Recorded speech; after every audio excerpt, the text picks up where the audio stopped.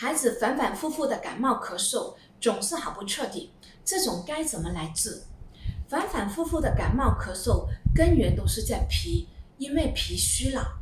在临床上，我发现那些爱感冒咳嗽的孩子，他们舌头都有一个共同的特点，就是舌质黄白，舌苔厚腻。脾为肺之母，肺气的强弱依赖于脾土的厚实。